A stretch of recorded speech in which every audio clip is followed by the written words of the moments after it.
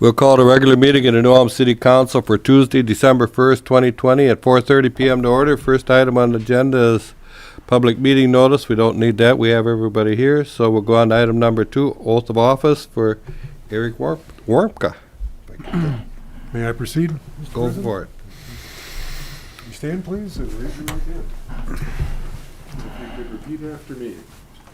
I, Eric R. Warmka, I, Eric R. Warmka, do solemnly swear do solemnly swear that I will support the Constitution of the United States that I will support the Constitution of the United States and of the state of Minnesota, and of the state of Minnesota, and faithfully and impartially discharge the duties faithfully and impartially discharge the duties of the office of Second Ward Counselor of the office of the Second Ward Counselor of the City Council of the City Council of said City of New Ulm of said City of New Ulm in the County of Brown in the County of Brown and State of in the Minnesota state of Minnesota to the best of my judgment and ability. to the best of my judgment and ability. So help me God. So help me God.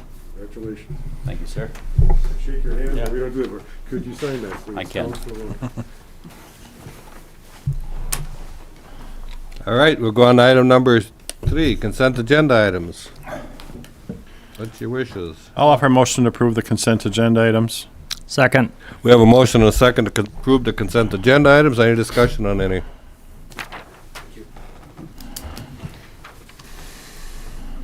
Seeing none? All in favor, say aye.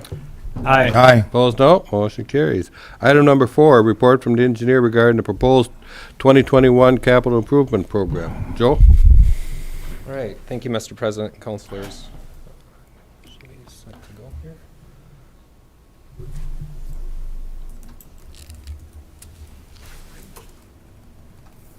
All right, before you today, I have prepared the 2021 capital improvement report. I have a short presentation, and the report is included within your council packet. So the agenda for the meeting, we'd like to go through our recent the past 13 years worth of roadway reconstruction history, our distribution of our current pavement conditions, categories and criteria of potential improvements, and the proposed 2021 improvements and costs, and the special benefit methodology and estimated special assessment amounts, and then go through the projected 3-year listing. So I'm actually going to start with section 3 of the report, provide some background and history of where we've been and where we are at today.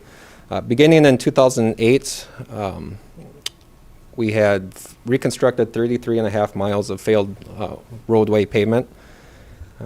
We had, back in 2008, we had 29 miles of failed roadways, and we've been able to reduce that number down to 10.3. The 2021 CIP would reconstruct 1.7 miles of failed roadway segments. And you can see in the chart the distribution of miles that we reconstructed in the past years back to 2008, and the average cost per mile and the dollar amounts for those improvements for each year. We averaged 2.6 miles of roadway reconstruction per year. This graph here is a pavement condition history graph. So the blue line at the top is our overall total mileage year over year. And then the green would be adequate, the red would be failed, and the orange would be the marginal roadway mileage. So as you can see, we've gradually kept the adequate mileage kind of creeping in and trending in the right direction, and keeping that failed mileage working down. And as those miles flip-flop, or the road segments flip-flop from adequate to marginal, you can see that shown within that orange curve as well. That was pretty interesting once you got that out on the graph, just to see the upward trend on our reconstruction miles, and then conversely to see the failed mileage going down. Next slide here is just a map showing our overall pavement conditions of the city. This doesn't include the alley segments. It gets much too cluttered with the alleys included, but green is good and red is the failed. So you can see just a snapshot at the city map. The conditions overall in the city, I would say, are in that adequate or marginal category. But, categories and criteria of potential improvements. These are kind of the items that we look at when we're choosing segments to be included within the CIP. First thing we look at would be pavement condition, using that scale of 0 to 27.99 as failed, 28 to 66 as marginal, and up to 100 as adequate. In addition to that, we evaluate the existing curb and gutter condition, study the underground utility condition and history for both the water main and the sanitary sewer, and look at storm sewer extensions if they're necessary or feasible to eliminate existing cross gutters and to help the storm sewer network properly serve residents better. And we also identify if there's necessary ADA improvements within our that are identified within the ADA transition plan. And then alleys are solely based on the OCI and if they have storm sewer needs or concerns. Also, that items that we include within the criteria are looking at the complete streets policy that was adopted on June 4th of 2009, and which is included in section 4 of the report to make sure our design team is following that policy as we design the proposed improvements moving forward. And then another aspect of this too is public outreach. With the community engagement policy, we've done public outreach meetings for these proposed projects. The 2021 USA public outreach meeting we did via Zoom on October 14th. And then along with Brown County, we conducted a public outreach meeting for the MSAS improvement project, which would be Boundary Street, North Highland Avenue, CASA 13. That was at the community center on November 18th. So I'll jump into section 1 of the report now. I go through my proposed 2021 improvements and estimated costs. So the first project will be the 2021 Utility Street and Alley Improvement Project. The first segment would be Jefferson Street from 7th North to 12th North. Would be a full water and sewer reconstruction project, storm sewer extension, and a complete roadway reconstruction project. Some items of note on that segment is the water main is 98-year-old cast iron pipe. Sanitary sewer is 84-year-old clay pipe. The average OCI of Jefferson Street is 31.6. That average is brought up by one block in that segment having an adequate rating, while the rest are well within the failed category, so that brought that average up. Estimated cost is around that $2.5 million price tag. Washington Street from 4th North to 5th North Street, again, sewer and water reconstruction, some storm sewer modification, complete roadway reconstruction. One thing we're proposing on this segment would be pedestrian bump outs on the east side of the intersection of 5th North Street in the area of Newax to shorten that pedestrian crossing distance up to help with the school children going to and from school at that location, and help those be similar to what we put in on German Street by Johnson & Johnson, which have seemed to go over pretty well. So that's proposed there. Interesting note on the water main down there is it's 122 years old, and the sanitary sewer is pushing 100 as well. And that estimated cost is right around $481,000. You're saying we bought some good cast iron back We then? bought some very good cast iron, yes. It's generally that. Got our money's worth. Yeah, that pipe's buried in what I'm guessing is pretty granular material, which really helps with that subgrade material. Keep going on the 2021 USA is State Street from 16th South to 17th South. This is an undeveloped right-of-way, and we are just extending water and sewer down that right-of-way to serve some of the parcels in that area that have requested sewer and water service. That estimated cost is around that $84,000. The next one is Maplewood Drive from Ryan Road to Redwood Road. That segment will be water main extension to complete that loop and initial roadway improvements. So it'll be sidewalks, curb and gutter, and pavement, and street lighting. This will complete the Maplewood Drive section between Garden Street and North Highland Avenue. And that's estimated at around that $578,000. 20th North Street between Spring and Front Street. We have a federal project in 2022 that we are proposing to do some tree clearing in advance of that project to get away some of the environmental impacts with the lawn-eared bats, so we can pick our tree harvesting time to not impact those bats ahead of that federal project, and that's $16,500. We have two alleys, alley block 189 and 181 North. Alleys are failed and just need to be reconstructed. So the first one was 7th North to 8th North between Payne and Garden, and then just jumping up 2 blocks, 9th North to 10th North, that same area between Payne and Garden Street. Both of those are estimated at that $40,000. And then we have discovered the outfall that needs to be repaired along the Cottonwood River behind the Cottonwood townhomes. We actually had a resident call and inform us of that, and we went out and inspected it, and we just need to do some restoration work at that outfall, and the price tag of around that $30,000. And then, as we have done the last couple of years, the sidewalk and ADA improvements that we do in conjunction with the 2021 surface reconstruction project, we are proposing to reconstruct 32 non-compliant ramps at a cost of $128,000. So now moving into the 2021 MSAS improvement project, that's that CASA 13 or North Highland Avenue extension from CASA 29 to North Broadway. The sidewalk, or the city portion of this project is going to include sidewalk, the bituminous recreation trail, and street lighting. And the county will pick up the remaining portions of that project. And we've estimated that city portion of that cost at $350,000. And the surface reconstruction project, this is done by the Public Works Department, would be 3rd North from Garden to Washington. You can see that has an average OCI of 5.5, so very poor pavement condition. That's estimated $153,000. 8th North Street from Franklin to Washington comes in at $38,000. 18th North Street from Broadway to State comes around $40,000.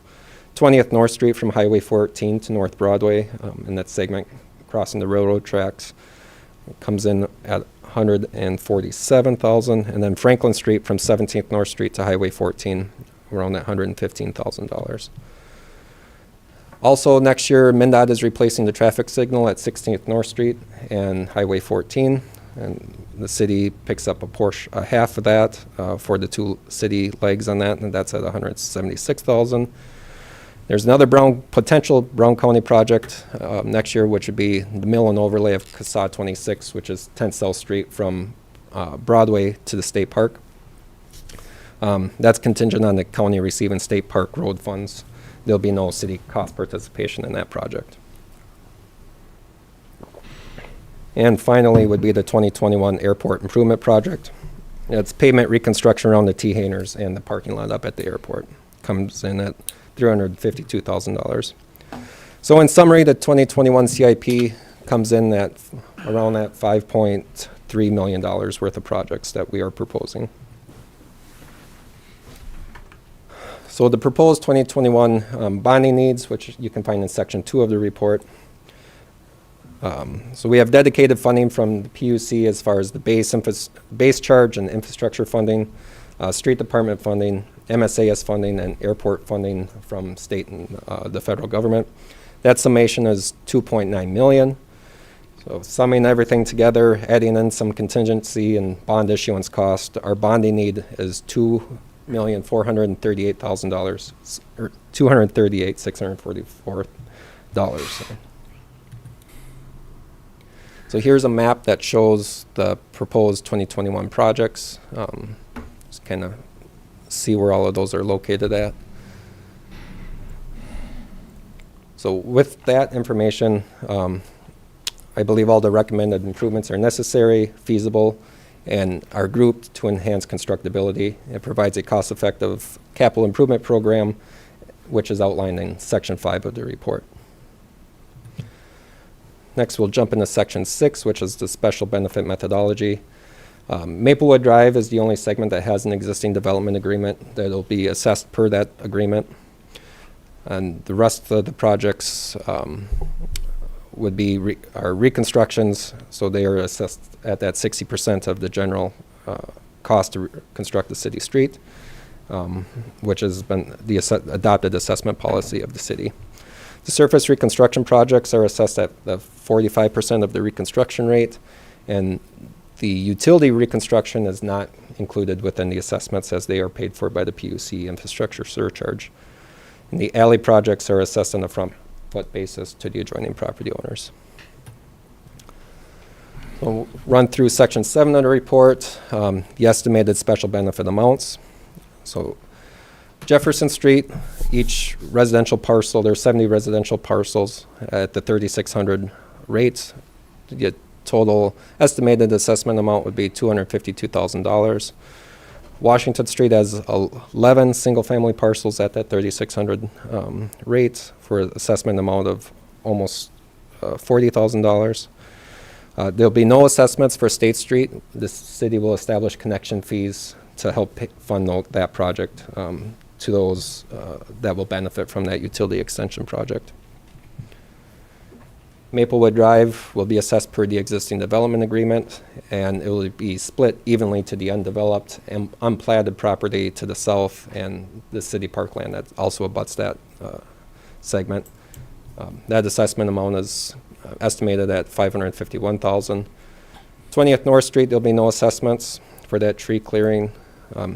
Alley Block 189 and 191 North will be, it's estimated at $52 per front foot, and the entire portion of those, both of those projects will be assessed. And there'll be no assessments for the Cottonwood Outfall and ADA improvement project.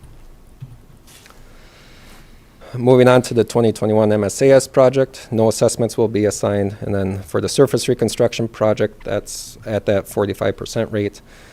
Third North has 30 residential parcels. At the rate would be $1,620 per parcel. Total assessed amount is $48,600. 8th North, 7 parcels, totaling $11,340. 18th North has 3 commercial properties, which we'll assign 2 units each. So that brings that total to $9,720. 20th North Street has 1 commercial unit that we will assign 3 units, and the storage building complex will be assigned 1.4 units for an assessed amount of $7,128. And Franklin Street has 6 residential parcels, 6 units assigned to North Park, and 9 commercial units for a total assessed amount of almost $39,000. The remaining projects will have no assessments. So in the next slide is a breakdown of the project cost and the estimated final assessments. So you can see the summation of the CIP and the summation of the estimated special assessments is just over $1 million.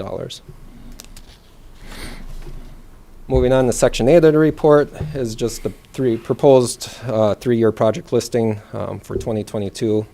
Would be German Street from 7th North to 12th North, Oakwood Avenue, 4 alleys, and some other miscellaneous work, estimated at $3.5 million in 2020 dollars.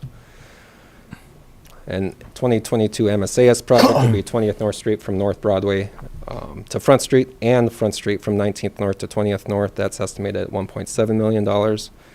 And the 2022 surface reconstruction project would be estimated at $476,000 for a total around $5.7 million for 2022. And there's a breakdown of the locations for those proposed projects. And in 2023, the big ticket project on this one would be Bridge Street from Cottonwood Street to Tower Road, with some alleys included. And the 2023 MSAS project will be the North Highland Avenue Mill and Overlay and North Broadway Mill and Overlay project at about $1.2 million. And then the surface reconstruction, roughly that $454,000 for an estimated 2023 CIP of $4.9 million. And there's that map with that breakdown. So any discussion, comments, or questions that you have for me at this time? I just have one, Joe. I mean, excellent presentation. As soon as we can, these people knowing the exact amount, because I caught in here a few of them per development agreement. I mean, Yep, I've already been in discussion with MR about that. So okay. Yep. Thank you. Yep. I'm actually on that segment. We have to stub out the sewer and water end surfaces still, so we're working on laying that out in their proposed preferred locations and some other miscellaneous things on that too. So Okay. they're well aware of that. Joe, can you talk briefly about the ADA improvements? I mean, I know we've been pounding away at that. Is there a policy that we're intending to have every intersection in the city? Can you talk a little bit about what the plan is? At some point in time, that is the end goal. But according to the policy, when we touch a roadway segment, whether it's a mill and overlay or a surface reconstruct or a fully reconstruct, we make those compliant. So that we're kind of following the adopted policy to do within our best ability. There's some areas of town where we can't make them compliant because of grades and The layout, things like that. So we have, The only other plenty of hills that make those challenging. So we do our best to get them as compliant as we can. When I originally looked at this map this weekend, I was like kind of surprised about how many one block areas that are in the poor range. So do you just, is it the plan just to pick off a few of those every year? And because they got to be expensive to repair when it's just one block at a time. Yeah, some of those, I think there was over a dozen when I was counting them. yeah, if there's utilities underground, that makes it a little more difficult because we need to incorporate that as well. But like Third North, for example, that we have in the surface reconstruction, that's a large green or a large red line segment that we're going to eliminate from the list.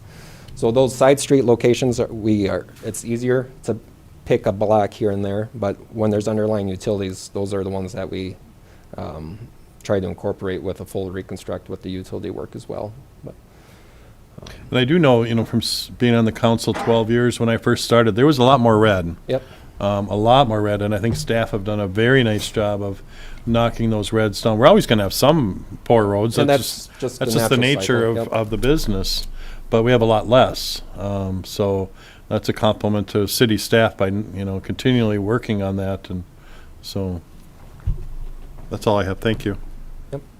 Anybody else have any questions?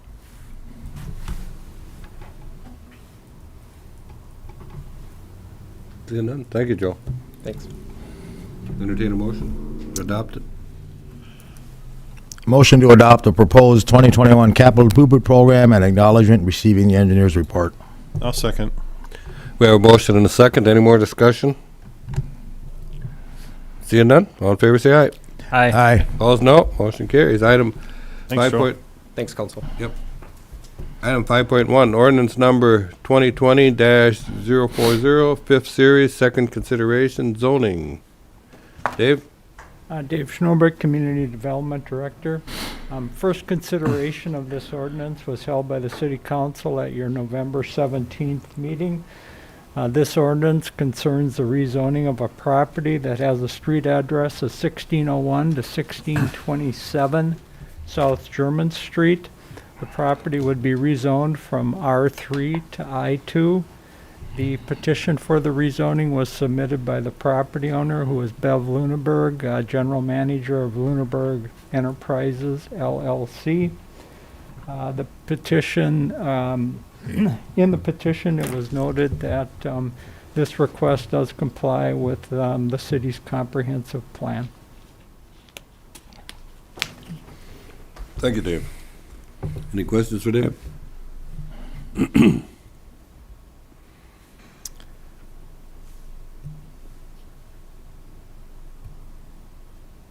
Seeing none, entertain a motion.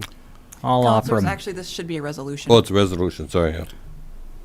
I'll offer the resolution to approve the second consideration of the ordinance number 2020-040, fifth series, amending sections 9.04 of the city code of the city of New Ulm relative to the zoning in said city. Second. We have a motion and a second to offer resolution waived reading. Any more discussion? Seeing none, Finance Director, please call the roll. Counselor Mack? Yes. Counselor Schultz? Yes. Counselor Christian? Yes. Counselor Warmka? yes. President Schmitz? Yes, motion carries. Item 6.1, City Council appointment for the, here we go again, January 2021 annual meeting. We just need, Yeah, counselors, this is just giving you notice Right. of what will happen in January, or what's expected in January, so. I did talk to our city manager about this, because there's a lot of things that we're also involved with that are not listed on here, and And I'm wondering when we meet in January if they shouldn't, all our appointments and meetings that we belong to, like I'm the representative to the city council or to the chamber. That's not on here, and so I'm sure that there's other ones that maybe that you guys are on that. The ones she's listed Like is Region the 9. ones that are gonna become vacant. Yeah, I know, but I mean, Yeah. there's the other ones Right. we're all appointed to too, if we're gonna do them all in January, right? Is that the recommendation normally that we try and I fill? would like to include a complete list. Yeah. I maybe just don't have an updated complete Usually, list of all of them. usually the list is sent out in the January agenda in the past. Yeah, there will be another Yeah. list in January, but So then you would have. Right, we usually get that one in January. Right, but I mean, like the one that list that we have now doesn't have some of those items on there. The list right now is just the ones that are empty that we need to fill, so it's on your radar. The list that you're referring to would just be all the appointments, and that is on the January. Those will be do, on the- yeah, okay. those are on the January, the full Yeah, 'cause the list. president might have, whatever, some statements or comments regarding what. It could be like the NFL draft day, trading, Draft day. trading. All right, just want to bring that up, thank you. All right, thank you.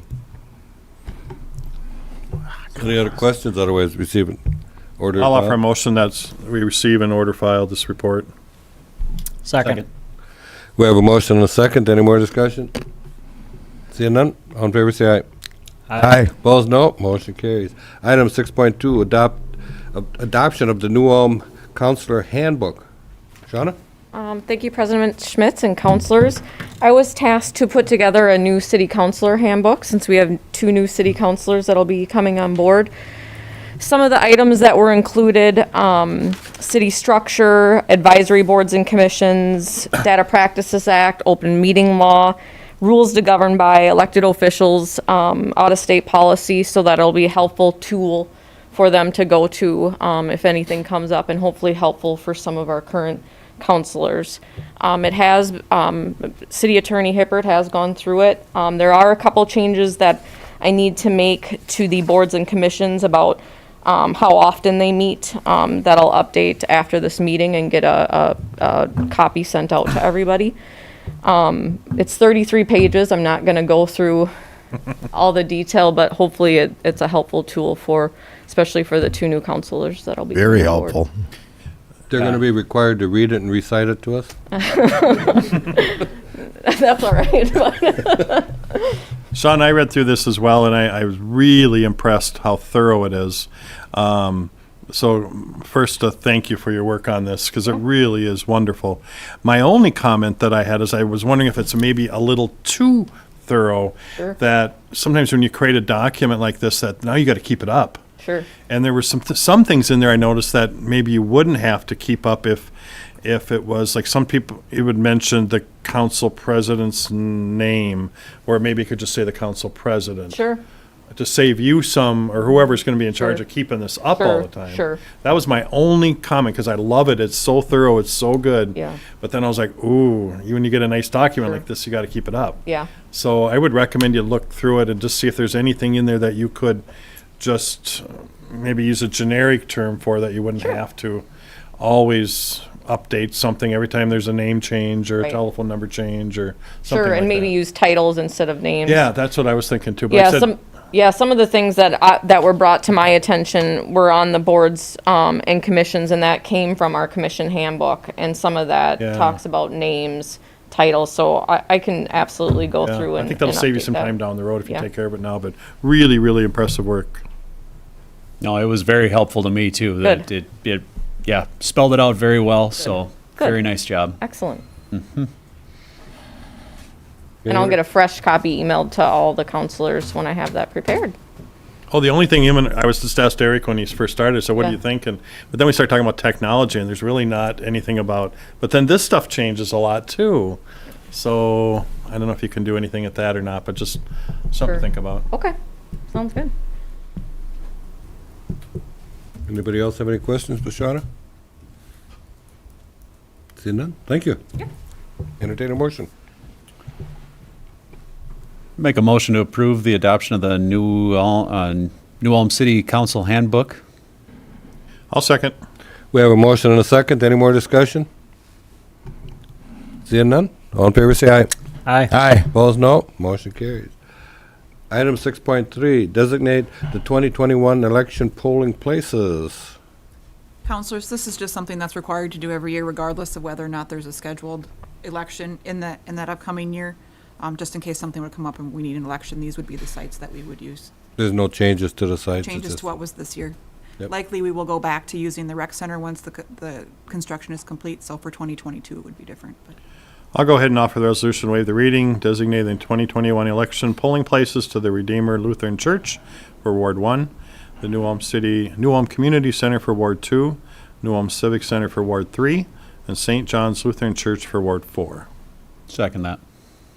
We have a motion and a second to offer the resolution, waived reading. Any more discussion? Seeing none? Finance Director, please call the roll. Counselor Mack? Yes. Counselor Schultz? Yes. Counselor Christian? Yes. Counselor Warmka? Yes. President Schmitz? Yes, motion carries. Item 6.4, League of Minnesota Insurance Trust liability coverage.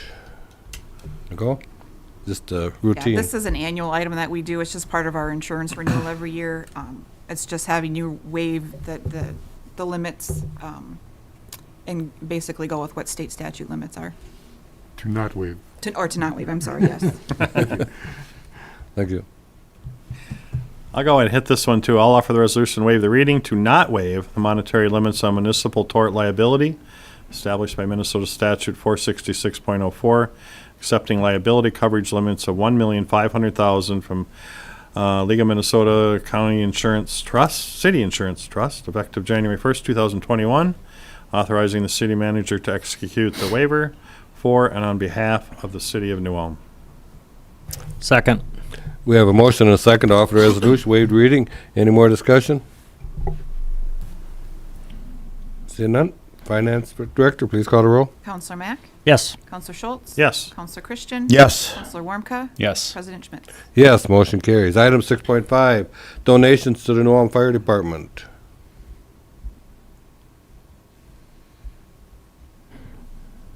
Now, offer the resolution, waive the reading to accept a donation of $1,000 from Sylvia Ofterheide. I'll second. We have a motion and a second to offer resolution, waived reading. Any more discussion? Seeing none? Finance Director, please call the roll. Counselor Mack? Yes. Counselor Schultz? Yes. Counselor Christian? Yes. Counselor Warmka? Yes. President Schmitz? Yes, motion carries. Item 6.6, Park and Rec Department donations. Okay, even though I was unable to attend the meeting, I'm going to offer the resolution, waive the reading, accept the donations offered to the City of New Ulm through the Park and Rec Department as outlined. Minicon Park Tables, $2,000 from the New Ulm Isaac Walton League. German Park Amphitheater, now this is towards the $100,000 matching pledge honoring Janet and Terry Dempsey. $1,100 completing their pledge from Concordia Lanes Kegel Club, Dean and Victoria Torvik. $100 from Rita Albrecht and $100 from Ramona Albrecht. Johnson Park Improvements, $10 honoring George Glotzbach from Dorothy Schaefer, with a total of $3,310 cash. I'll second. Thank you to all of those. Okay, we have a motion and a second to offer resolution, waived reading. Any more discussion? Seeing none? Finance Director, please call the roll. Counselor Mack? Yes. Counselor Schultz? Yes. Counselor Christian? Yes. Counselor Warmka? Yes. President Schmitz? Yes, motion carries. Item 7, excuse me, 7.1, accept a list of claims paid in amount of $2,680,817.58. Motion to approve. Second. We have a motion and a second. Any discussion? Seeing none? All in favor, say aye. Aye. Aye. Opposed, no. Motion carries. With no more business, meeting will be adjourned.